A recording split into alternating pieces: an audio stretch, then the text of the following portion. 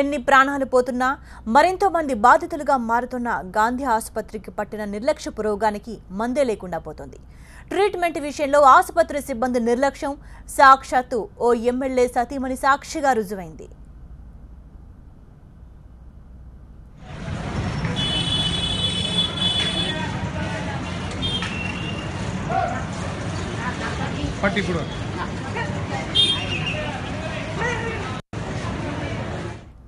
Dubbaka MLA Ramalinga Reddy భార్య సుజాత ఆమె తరపు బంధువును గాంధీ ఆసుపత్రికి తీసుకొచ్చారు.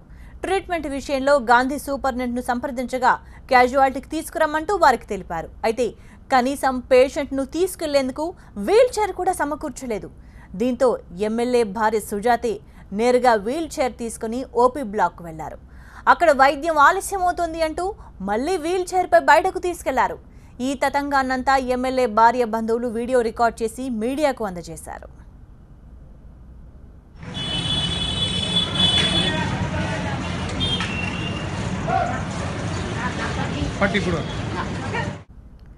ఈ వీడియో వైరల్ కావడంతో గాంధీ ఆసుపత్రి సూపరింటెండెంట్ స్పందించారు. వారి కోసం స్ట్రెచర్ ఇచ్చి ప్రత్యేక ఏర్పాటు చేశామన్నారు. కమ్యూనికేషన్ గ్యాప్ వల్ల వారు వార్డుకు వెళ్లారే తప్ప ఇందులో పెద్ద తప్పేమీ లేదంటూ సమర్థించుకునే ప్రయత్నం చేశారు. తను క్యాజువాలిటీకి రాకుండా ఫిట్స్ వస్తున్న పేషెంట్, అన్కాన్షియస్ పేషెంట్, తను నడవలేని పేషెంట్ని తను ఓపీకి తీసుకెళ్ళిపోయాడు. అది ఓపీకి తీసుకపోతే ఓపీలో అక్కడ 4000 మంది ఓపీ పేషెంట్స్ ఉంటారు. అక్కడ 4000 మంది ఓపీ పేషెంట్స్ కూడా మనుషులు నడవడమే కష్టం.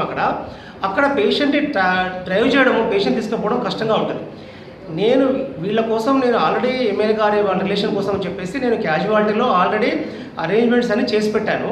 కాకపోతే కొంత చిన్న మిస్కమ్యూనికేషన్ వల్ల తను ఎమ్మెల్యే పిఏ గారు సరిగా అర్థం చేసుకోలేకుండా తను ఆ పేషెంట్ తీసుకెళ్ళి ఓపీకి వెళ్ళాడు. ఓపీకి వెళ్తే ఓపీలో తను అనుకున్నట్టుగా అక్కడ జరగలేదు. తను ఏమనుకున్నాడంటే ఇక్కడ వెంటనే సీరియస్ కేసు చూస్తారేమో తను అనుకున్నాడు. కానీ మేము ఈ పేషెంట్ గురించి చెప్పేసి నేను క్యాజువాలిటీలో అన్ని అరేంజ్మెంట్ చేసి నేను వెయిట్ చేస్తున్నాను అక్కడ. కానీ వాళ్ళు రాలేకపోయారు. సో చిన్న కమ్యూనికేషన్ గ్యాప్ జరిగింది తప్ప ఇంకేం జరిగింది ఏం లేదు.